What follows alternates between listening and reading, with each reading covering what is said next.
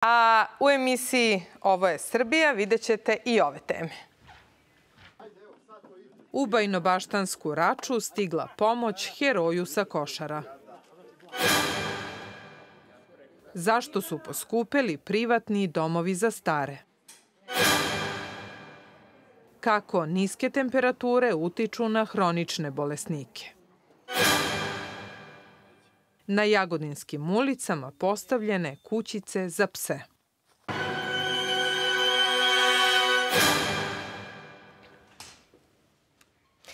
Zavičajno društvo Srba sa Kosova i Metohije i Udruženje veterana Košare pokrenuli su akciju Heroji nisu sami, kako bi pomogli onima koji su bili prvi na braniku otadžbine. Borcu sa Košara Goranu Mariću iz Bajnobaštanske Rače poklonili su ovce. Jeste mu stado sjeničkih ovaca bogatije za 5 novih rase Virtemberga, ali pravo bogatstvo je ponovni susret sa saborcima sa Košara, kaže Goran. Znači mi puno. To su moji drugari koji se setili, eto, posle toliko godina da pomognu i da vide gde živim i to. Koliko godina je prošlo, nije znalo par ljudi u Bajnoj Bašti da sam ja bio tamo i to. Ja sam tako smatrao kad sam došao živ, to mi je bila velika nagrada. Da se ne zaboravi herojsko držanje tada golobradih mladića, Udruženje veterana Košare i Zavičajno društvo Srba sa Kosova i Metohije uz pomoć donatora pokrenuli su akciju Heroji nisu sami. Prosto smo želeli da na neki način odamo priznanje i da pomognemo i on je humanitarna pomoć. Ovo je samo prosto ojačavanje i osnaženje naših boraca da oni imaju jedan jako pristojan život. Cilj je pre svega da okupimo naše borce, da prepoznamo sve njihove moguće probleme i pravne i ovako neke finansijske koje imaju, da svim borcima koji su u nekom problemu ili u nekoj teškoj situaciji da probamo da pružimo tu neku pomoć koja je neophodna. Navirale su ratne priče o herojstvu Gorana i njegovih saboraca iz 52. bataljona Vojne policije za specijalne namene, o čemu su malo znali i Goranovi najbliži, supruga i ćerka i roditelji. Cene smeštaja i nege starih u privatnim domovima za stare porasle su širom zemlje. Korekcije cena traju već godinu, dve, kažu u Udruženju privatnih domova za smeštaj odraslih i starijih. Kao razlog navode ostala poskupljenja. Skuplji energenti, osnovne životne namirnice i plate zdravstvenih radnika koje su morale da prate povećanje u javnom sektoru. Razlozi koje privatni domovi za stare navode za povećanje cena svojih usluga. Poskupljenje nije zaobišlo ni 95 korisnika u jednom privatnom domu za stare u Nišu. Od nove godine smeštaj i nega koštaju od 70 do 76 hiljada dinara i veći su u proseku za 10%. Da bi zdravstveni radnici ostali da rade u domu, moramo i mi naravno da pratimo to povećanje plata. Znači mi smo opet gledali da to bude neko minimalno povećanje, prosto je pitanje i opstanka ustanove. Ne možemo da idemo ni da pratimo skroz ni povećanje, kažem, i plata i ostalih namirnica, s obzirom da ljudi ovde i nemaju dovoljno sredstava da plaćaju. Tačan podatak koliko su cene u proseku porasle nemaju u Udruženju privatnih domova, ali naglašavaju poskupljenje je manje od rasta troškova. Verujem da je to nekoliko hiljada dinara, negde je 5, negde je 10.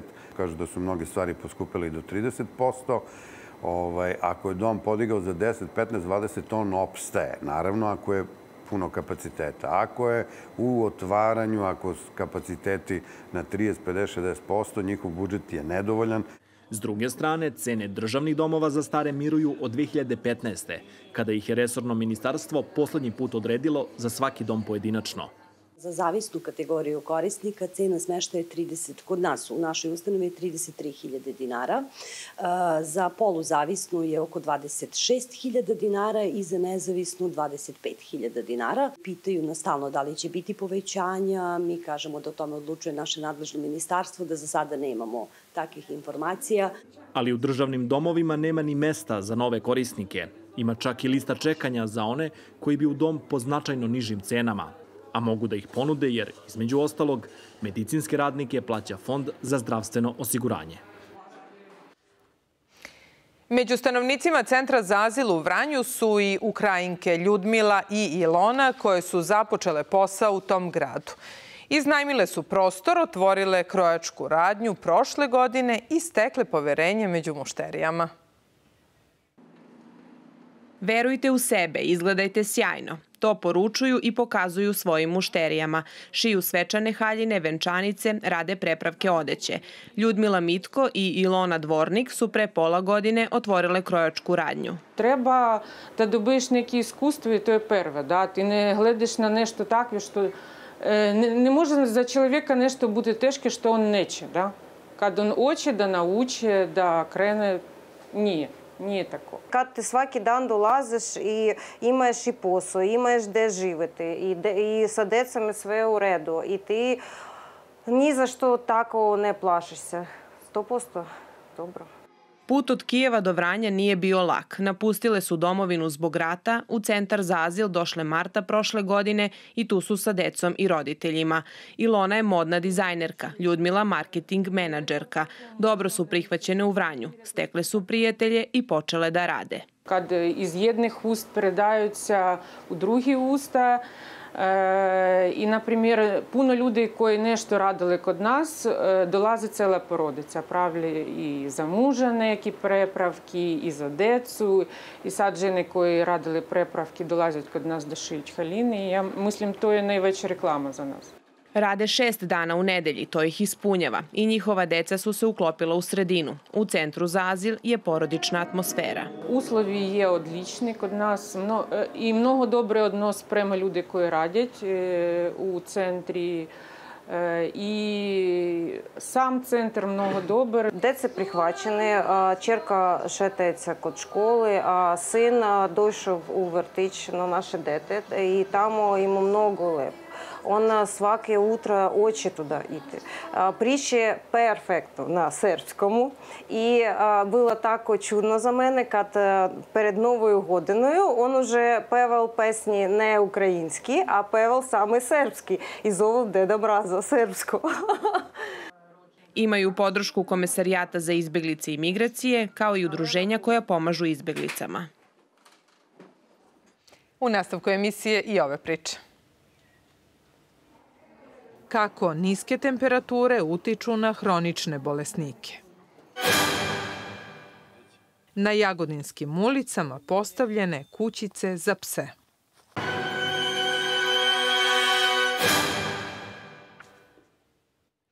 Do kraja nedelje očekuju se mrazevi i jutarnje temperature i do minus 10 stepeni. Za vikend je prognoziran manji porast dnevnih temperatura. Kako minus utiče na hronične bolesnike, čućemo od koleginice Snežane Špice iz Kraljeva. Snežana, da li je povećan broj pregleda i pacijenata u ambulantama Doma zdravlja? Zorana, kako su nam lekari rekli, u ambulantama Doma zdravlja primetno je povećan broj pregleda. Pre svega, usled izraženijih tegoba kod hroničnih bolesnika, ali i prisustva više virusa, kao i padova na poledici. Da čujemo savete lekara kako se ponašati tokom ovih niskih temperatura i kako sačuvati zdravlje tokom ledenih dana. Nagli pad temperature utiče na sve hronične pacijente, a naročito na kardiovaskularne pacijente, na reumatološke pacijente i na pacijente sa plućnim bolestima. Dolazi do naglog pada temperature, periferne vazokonstrikcije, skoka pritiska, bola i grčeva u donjim ekstremitetima, dolazi do pojave angidoznih tegoba, bola u grudima, dolazi do čak može da dođe do smrtnog ishoda, odnosno do infarkta miokarda i do šloga. Reumatološki pacijenti imaju otežanu pokretljivost, jak bol u zglobovima i ukočenost, a plućni pacijenti imaju učestale astmatične napade i češće infekcije. Ovih dana su prisutna 3 virusa, virus korone, virus gripa i respiratorni virusi. Naš savjet pacijentima je da svoje tegobe pokušaju da saniraju sami kući 2 do 3 dana, a ukoliko simptomi ne prođu u smislu kašlja, glavobolje, curenja nosa, da se javi kod svog izabranog lekara da dobiju adekvatnu terapiju. Moj savjet je da pacijenti odlože sve svoje obaveze, da odlože izlaske u ranjim jutarnjim i večernjim satima. Hladni talas će ubrzo proći, tako da oni uskoro mogu da se vrate svojim uobičajenim životnim aktivnostima i da preveniraju sve neželjene povrede lokomotornog aparata, prelome i iščašenje. Verujemo da će svi, a posebno hronični bolesnici, primeniti savete lekara i tako sprečiti moguće komplikacije zdravstvenog stanja tokom ovih ledenih dana koji, kao što ste rekli, trajaće do kraja nedelje. Zorana? Hvala ti, Snežana, na informacijama i savetima. Koleginica Snežana Špica javila nam se uživo iz Kraljeva. A posle novogodišnjih praznika bez snega, Divčibare su na radost turista obelele prethodnih dana. Zbog snega i prave zimske idile veća je i potražnja za slobodnim kapacitetima koji su gotovo popunjeni u vreme raspusta. Nakon prvog pravog ovosezonskog snega, Divčibare su u svom prepoznatljivom ambijentu zbog kojeg je sve krcato turistima. Sneg je izmamio goste na sve divčibarske skijaške staze i sankališta.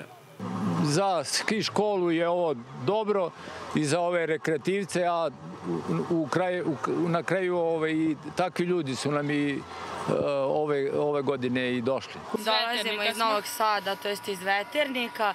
Ovdje nam je super, sviđa nam se što nema toliko objekata, nego je više priroda. Staza? Staza je super, instruktori su stvarno odlični, posvećuju se mnogo deci i super nam je. I na stazi Crni vrh, koja se već nekoliko dana i veštački osnežava, deca uživaju u sankanju. Uskoro će biti spremna i za ozbiljne skijaše.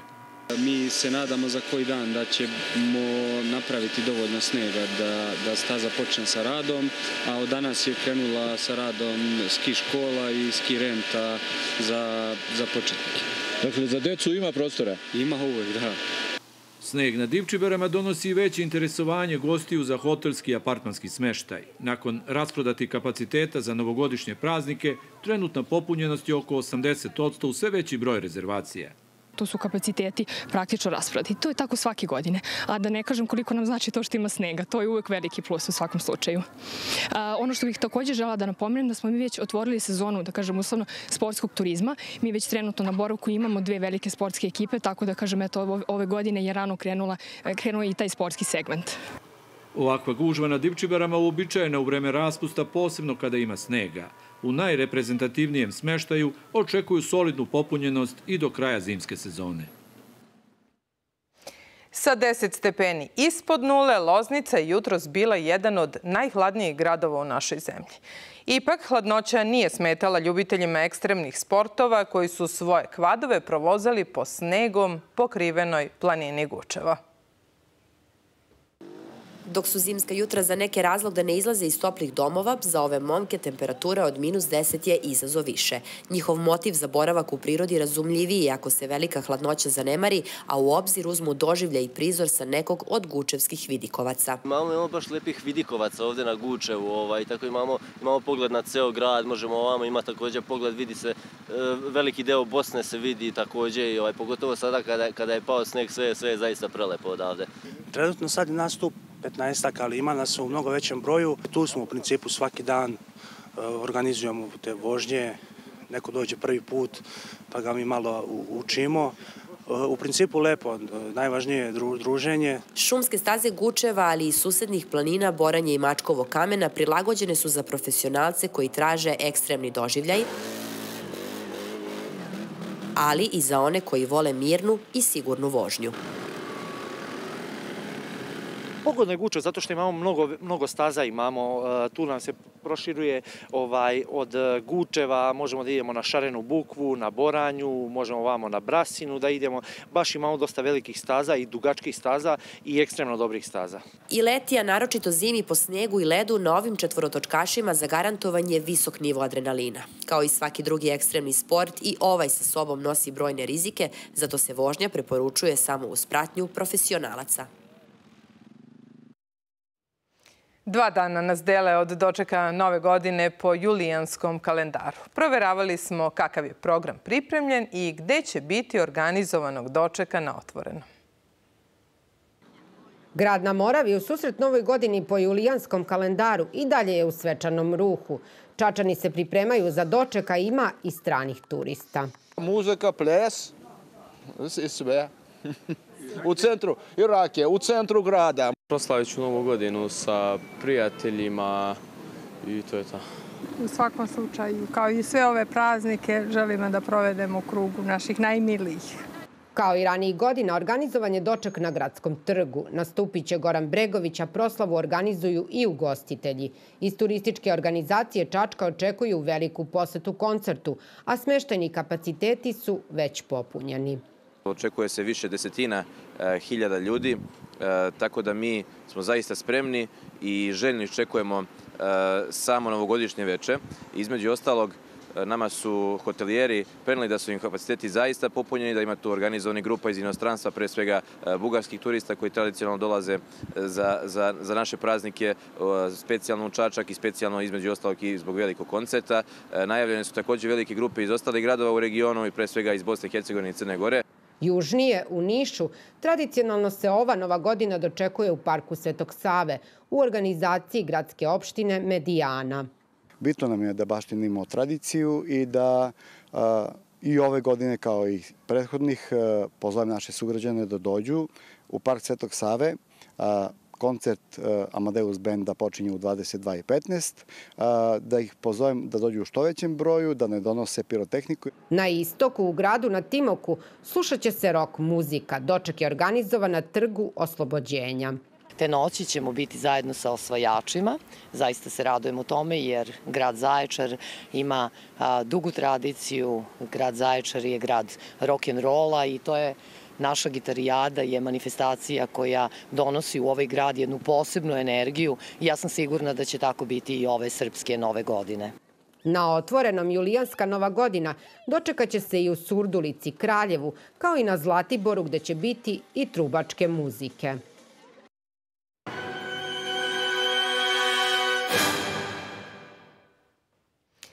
Povodom Dana grada Niša na svečanoj sednici uručena su priznanja najzaslužnijim kolektivima i pojedincima za promociju Niša. Nagradu 11. januar dobili su kolektivi Vatrogasno-spasilačka brigada Niš, koja je pomagala u različitim akcijama spasavanja i gašenja požara ne samo u Nišu, već i širom Srbije i van granica naše zemlje. I Vojni orkestar Niš. Kao pojedinac, najviše priznanje grada Niša dobio je Goran Šepa, frontmen grupe Kerber, koja je obeležila 40 godina rada. Vojni orkestar i Gale Kerber odrekli su se novčanog dela nagrade u humanitarne svrhe.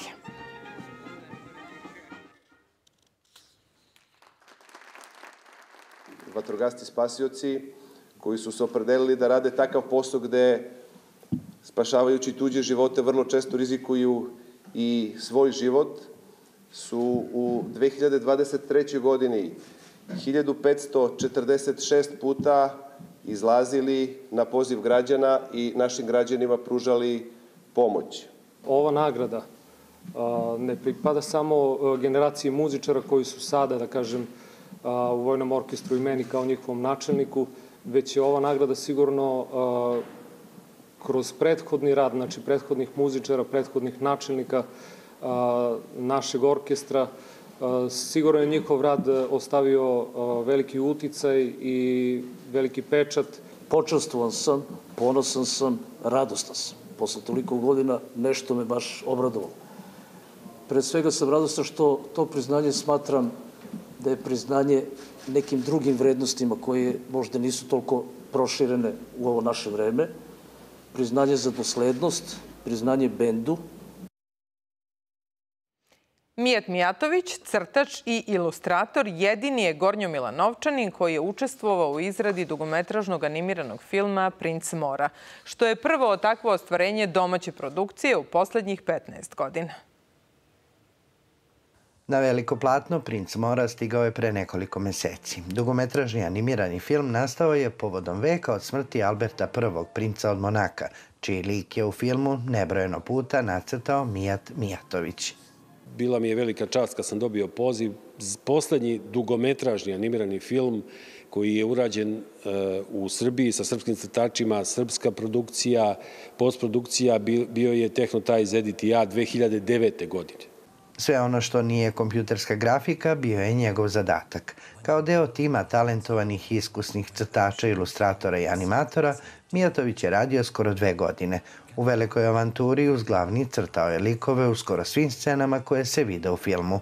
Pre te faze radio sam na kadrovima storyboarda koji su kasnije inkorporirani u sam film, tako da su bile pune ruke posla, ali na kraju kad prođe odjavna špica, kad se sve to završi, isplati se. Jer zaista dolazim iz sveta stripa i ilustracije posle toliko godina iskustva, ipak je senzacija kad vidite da se crteži pokrenu. U bogatoj karijeri ovaj ilustrator čačanske izdavačke kuće Pčelica potpisuje i strip crteže, među kojima su i naslovne strane Zagora i Mister Noa. Dobitnik je brojnih nagrada. Najznačajnije poneo je sa Međunarodnog salon stripa u Beogradu. Jedini je crtač koji je dobitnik Grand Prix 2005. Zatim priznanja za najbolje ostvarenje u domenu klasičnog strip jezika 2008. i prošle godine specijalnog priznanja za izuzetan doprinos festivalu. Stvarno ogroman broj domaćih crtača, stranih crtača, to su stotine praktično ljudi koji su učestvovali na festivalu i kad pogledate da ste vi poneli tako prestižne nagrade, ipak velika je čast.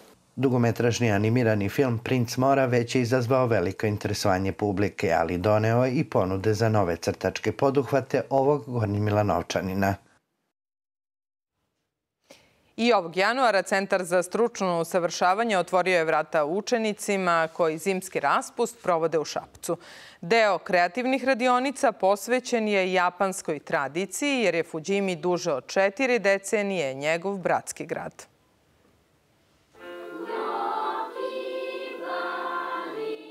Šušti, šušti, bambusov list jedna je od najpoznatijih japanskih pesama.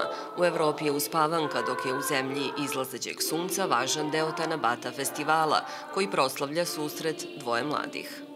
To je tradicionalna japanska pesma koja govori o momku i devojci zvezdi, koji svakog 7. jula na dan festivala silaze sa neba i sastaju se ispod lišća bambusa, grana bambusa, pa odatle šušti, šušti, bambusov list. Čajna ceremonija, izrada dekoracije od bambusa i trešnjinog cveta deo su kreativnih radionica u Centru za stručno usavršavanje. Najviše mi se sviđa što idem na zimsku školicu zato što se puno družim sa drugarima umjesto da sam kod kuće i da gledam u kompjuter ili da gledam crtače. U našoj školi smo dramatizovali 2 japanske bajke, Trešnji cvet i Mišje venčanje. Iz njih smo naučili da čuvamo tradiciju i da nije bitno da li je čovek bogat ili siromašan, već kakvo mu je srce. Svakog januara učionice naučnog centra su pune dece koja žele da na kreativan način provedu raspust. Poslovni cilj da se deca druže, da se igraju, ali da nešto nauče za vreme raspusta. Nešto što nije baš u okviru školskog programa. Deo zimskih školica posvećen je i Nikoli Tesli, a u saradnji sa profesorima srpskog jezika i matematike biće održana i besplatna pripremna nastava za učenike 8. razreda. U zimskim danima i posebno noću, kada je temperatura ispod nule, teško je životinjama koje su na ulici. Kućice za spas za pse i mačke u Jagodini postavljene su na inicijativu Udruženja za zaštitu životinja, a izradu kućica finansirao je grad. Ceca Pereca, kako je dobila ime, do pre 10 dana bila je na ulici. Teško da bi ovako mala i izbačena iz kuće preživela da je nisu sklonili, čipovali i sterilisali, pa sada čeka na udomljavanje. Mnogi psi ipak nemaju tu sreću. Ledene zimske noći provode na otvorenom, pa su iz udruženja Kućica za spas pokrenuli akciju upravljanja i postavljanja kućica za napuštene pse i mačke. 15 kućica raspoređeno je u različitim delovima grada. Aktivisti to čiste, brinu da im ta pokrivka bude zapravo ili slama ili piljevina, da to bude čisto oko kućica i da se to održava. I gledali smo da stavljamo na mesta koje neće da smetaju eventualno građanima. Znači, one nisu uz glavnu ulicu, nisu na nekim prometnim mestima gde neko može ili da baci petardu ili da slomi. O životinjama koje su nebrigom vlasnika završile na ulici uglavnom brinu aktivisti. Posebno je, kažu, teško tokom zime, kada nedostaje hrana i toplo skrovište za pse i mačke. Najlepše je kad vidi čovek životinju kako se sklonila. I evo, baš malo čas sam prošao pored jedne kućice, ja sam recimo stavio neko ćebe unutra da pojačam i vidim još neko stavio jedno ćebe. Eto, to su lepe slike, stvarno. Ako se radi na toj empatiji, na nekoj solidarnosti sa životinjama, jednog dana neće da bude ni lutalica. Podaci Udruženja za zaštitu životinja govore da se godišnje u Srbiji izbaci i ostavi više od 100.000 štenaca i mačića o kojima vlasnici ne žele da brinu. Ove zime će sigurno preko 200 pasa samo u Jagodini da bude izbačeno na ulicu. To su i štenci koji nemaju šanse da prežive. Neodgovorno vlasništvo je ogroman problem koji se na mnogim stranama primećuje i vidi i koji dovodi do velikih problema. Znači, kao zemlja mi moramo bolje to da rešimo. Izradu kućica finansirao je grad Jagodina, a da pomognu životinjama na ulici mogu svi. Pre svega vlasnici životinja, svojom brigom i odgovornim ponašanjem. I sutra u toku dana oblačno i hladno, temperatura od -10 do 4 stepena. A hladno vreme prethodnih dana i temperature koje se noću spuste i do -14, čak i u nižim gradskim naseljima, zadaju muke vozačima jer je otkazivanje akumulatora najčešći razlog nemogućnosti vožnje automobila tokom zimskog perioda. Evo kako preduprediti ovaj problem. Kao da već nije dovoljno što po ovako hladnom vremenu morate ranije da krenete na posao kako bi očistili i odledili automobil. Tek većini vozača se bar jednom desilo da automobil ne mogu ni da startuju. Razlog je uglavnom prazan akumulator koji, iako je juče radio kako treba, tog jutra ni da zavergla. Pa ništa, snalaziš se kao i svi drugi. Kablovi i sve ostalo, kako to već ide po ovom vremenu, pošto nas iznenadi. Da vam posla, uvijek imam gleda da imam ispravan akumulator. Pre jesu, ali sad ne više, jer znam već kad istekli pred kraj garancije da je gotov i to je to, idem uzem novi. U prodavnici autodelova kažu da je potražnja za novim akumulatorima za 30% veća u poslednjih 7 dana nego što je to bio slučaj do pojave ovako hladnog vremena. Takođe kažu da nije bilo poskupljenja i da se cene neće menjati. Cenovni opseg za akumulatore za automobile kreće se od 5 do 25.000 dinara po akumulatoru. I autoelektričari poslednjih nekoliko dana imaju 40% više posla, a razlog je uglavnom nemogućnost startovanja automobila. Najčešći razlog za to je, objašnjava nam autoelektričar, dotrajalost akumulatora. Takođe, hladno vreme crpi svaku bateriju, pa i onu u automobilu. Preporuka je da se automobil po ovako hladnom vremenu startuje svakog dana. Akumulatori ne stignu ni dovoljno da se regenerišu u toku vožnje kad korisnici automobila imaju kratke relacije vožnje. Kad startuju vozilo, onda upale sve potrošače na autima. Naš savjet je preporuka da sami korisnici kad upale vozilo, da bez tih potrošača ga drže malo u mestu da radi. Ako ste predupredili sve probleme sa akumulatorom, onda vam je ostalo da gume na vratima namažete glicerinom kako biste mogli da otvorite vrata automobila. Pripremite sredstvo za odleđivanje šofer šajbne. Imate pri ruci metlicu, strugač leda i krpu za farove i možda i stignete na posao na vreme. Bio je ovo naš izbor za danas. Hvala vam što ste i ovo popodne bili sa nama u ime ekipe koja je pripremila i realizovala današnju emisiju. Sa vama smo ponovo sutra posle 15 časova. Doviđenja. Do sutra.